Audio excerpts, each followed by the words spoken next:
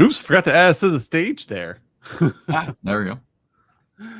Sorry about that. Yeah, it was a little bit of a weirdness going on my computer today, so hopefully I don't freeze too much during this session. But today is one of Skip's favorite topics. It really is. Classification. Yeah. I was just talking to another MSP earlier this morning, and like one of the things we probably should start leaning into a little bit in our classification process is the fact that it doesn't have to just be by size. So Well, like schools and larger districts, you could say like, hey, this is Nebraska, this is Oklahoma, this is Kansas, and have that be your client segment. Yeah, and we talk about that pretty often in our sessions where we're working with our members doing that, and there's always really good opportunities to segment by industry, and the reason being because once segmenting is kind of step one. The step two on this is we get a playbook that meets our specific goals for that segment, and so this is a really good way to target what you're doing. If you take some of our conversations from last week about targeting your educational customers, then there are going to be things that you want to do with those that you might not do with the dentist's office or the CPA's office or something. And so you can build those into your playbooks. So there's a lot of, whichever way you slice and dice it, there's a lot of really good value in segmenting your clients. Yeah, because we hear this in as a question, like, okay, how do I meet with my clients? And there seems to be that there's this implied, or they'll directly ask, like, I don't want to meet with my small clients all the time, but I want to make sure my large clients are taken care of.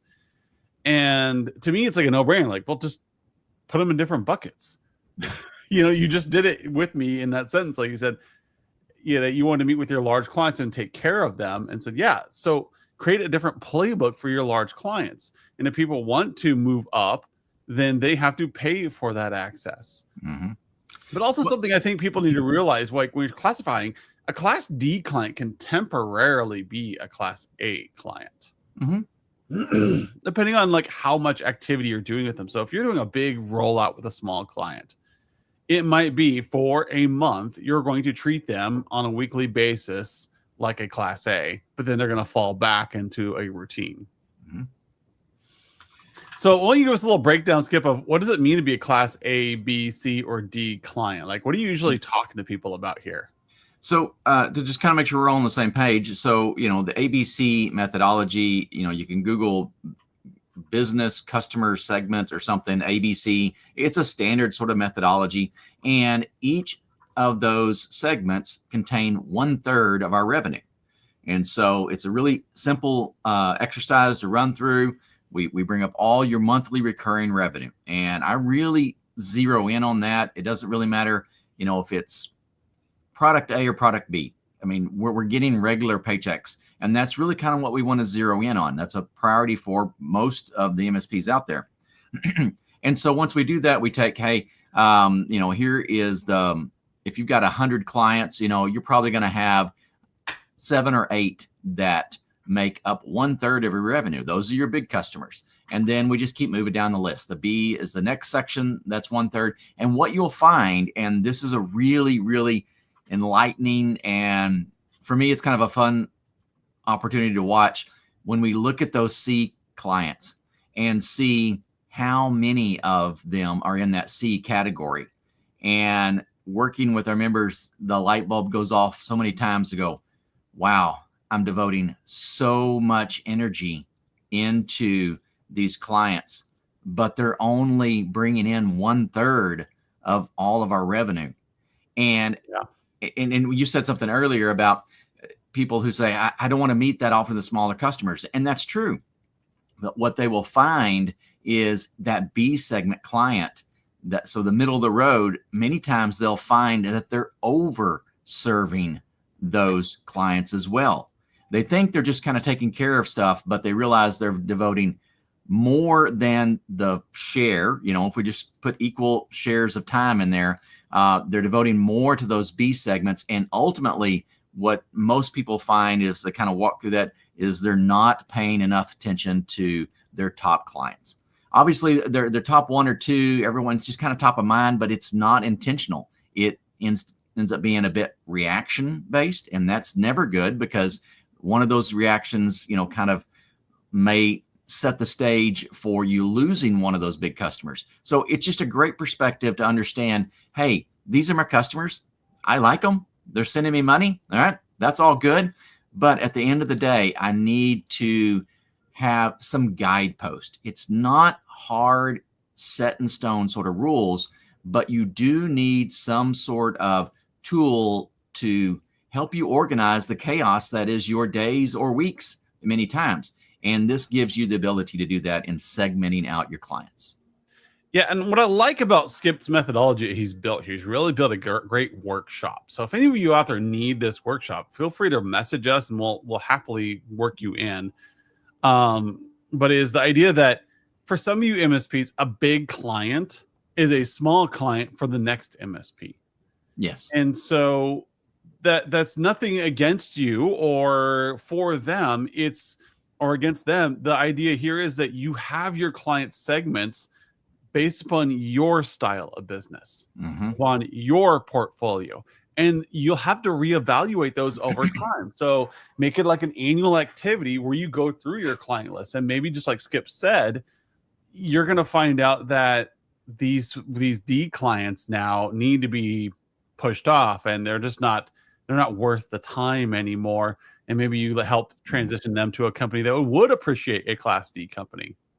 That's true. And, we did that. I tell this story many times. I'll just glaze over the details, but we had a customer who, they were on the edge anyway of, kind of where we wanted to work with. And there is a real value in saying, we just aren't going to do this. Not all business is good business.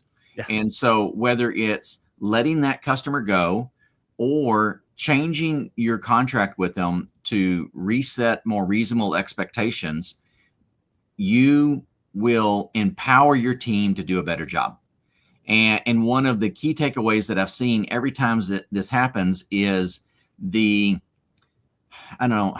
not quite mood, because it's a little bit more practical than that, but the attitude and the approach of your support team when you help them focus on what's important. And it gives them tools to manage their jobs as well. All right. So in maybe looking at some clients and go, I really like you guys, but our business model is not taking the best care of you. And if it's not good for me, it's not good for you. It goes both ways. It's a great conversation to have with your clients. So across the whole spectrum, there are some really, really exciting and I think very valuable elements to dig into when you start segmenting your clients. Yeah, and also I think there's a healthy thing here for competition within your area. When you get to know the other MSPs and the other consultants within your region, and maybe you're just starting up, or maybe you're a smaller one who's a boutique who's just focused on medical offices. When you're talking to them over a pint or over some coffee, just let them know, like, hey, you guys are massive. I know you're a 30 million MSP. We're just sitting down here. We're taking care of our clients.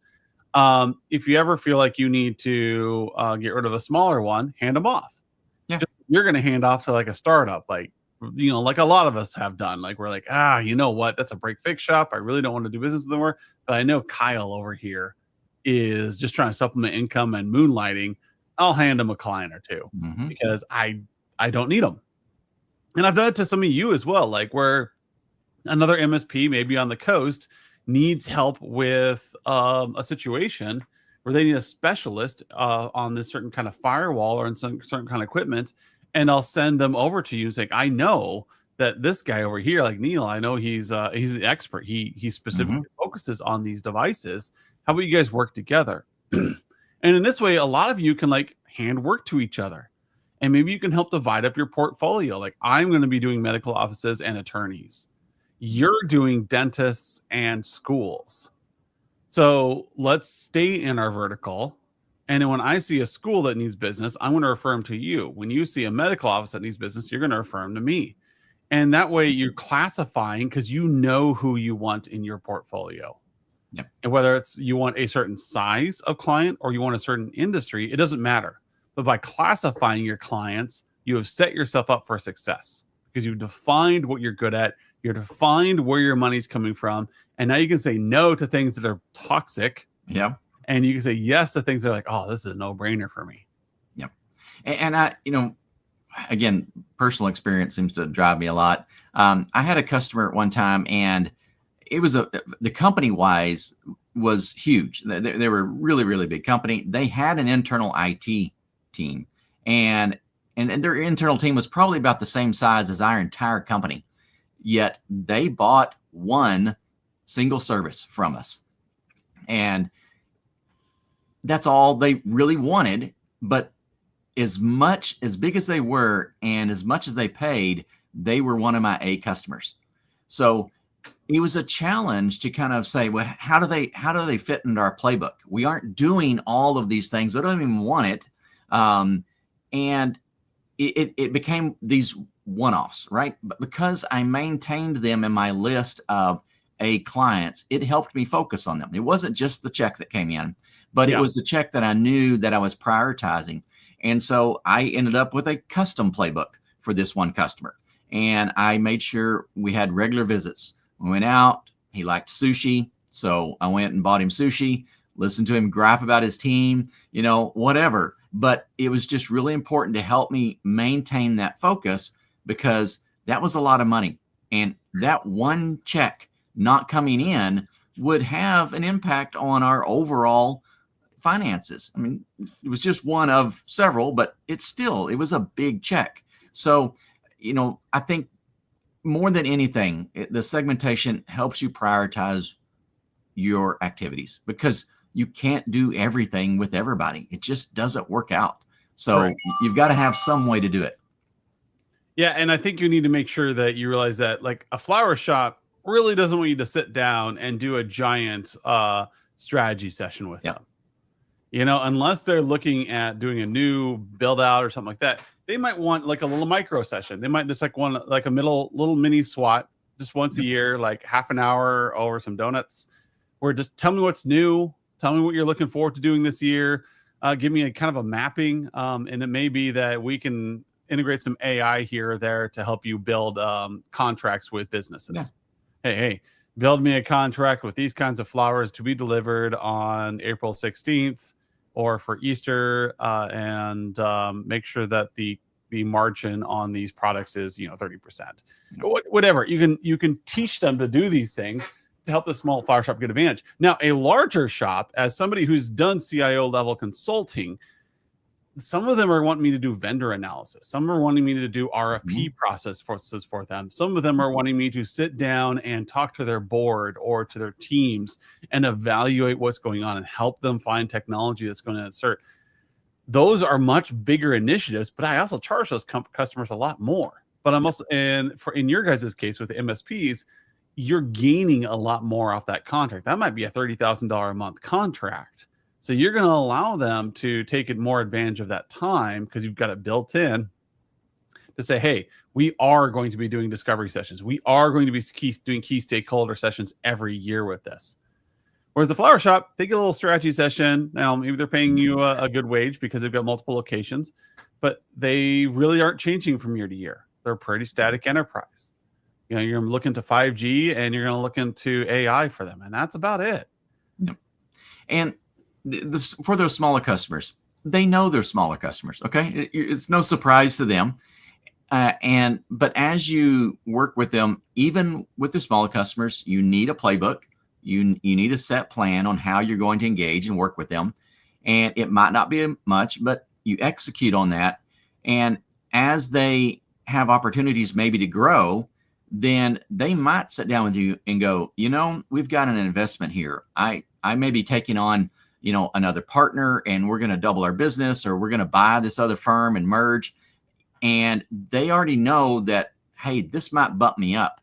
Or they might say, we might still be kind of a small customer, but for the next 6 months or a year, could we get some more of your, more senior level consulting services, because they see the plan, they see that you have a framework, and that also works into the referrals. Yeah. Again, they're the small guy and they're talking to someone, they go, hey, I've got this company. I'm a small one for them, but they have a real laid out plan for all their customers. You ought to talk to them because they have a plan. And I can't tell you how many times that I know talking with our members and I get a lot of feedback. You're showing up without a plan. Your customers know you don't have a plan. You're trying to push yourself as proactive, but you don't have really anything on your calendar past day after tomorrow, right? If your calendar ends, if it's just this fuzzy, white space day after tomorrow, then yeah, you don't have a plan.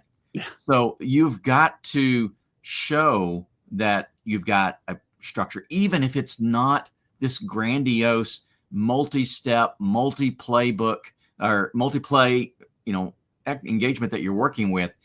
Just being able to sit down and say, hey, we're going to do these 4 things with you over the next 12 months. Yeah.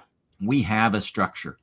And you've tried that before, right? And you've said, yes, we're going to have a QBR. And you sit down sometime in Q1 and you have this big, gnarly, massive meeting that everyone kind of comes away from a little glossy-eyed and punch drunk, right? And then you follow it up when? Next January with the next quarterly QBR 12 months later, right? Because you aren't executing on your plan. So segmenting your clients is the first step to getting a handle on your plans, your playbooks, and then you can start executing on them in a reliable and predictable method. Yeah, and I think Skip hits on my favorite word to pick on, sometime in quarter one. Yeah. That's not how the world works. People. You need, when you have these bigger clients, when you segmented out your clients, you're going to say on January 5th of 2026, I will be meeting with this client to do the strategy session. On March 5th, April 5th, I will be doing a follow-up QBR to discuss what we talked about and make sure we're still on track. On July 5th, and you're going to do that throughout the entire year so that you don't ever say, I don't know what to talk about in QBRs. I know I should be doing them. That's because you're not professional. I'm sorry. I'm going to call you out right now. You're not professional. Yep. You probably don't deserve to be doing QBRs if that's the question. What you need to be doing is like, oh my gosh, I need time to review with my client the strategies to help move them forward. And you're right. Small clients largely do not need these kinds of sessions. They need this once a year. Large clients are going to need this more often, sometimes up to monthly or weekly, to make sure things are going forward.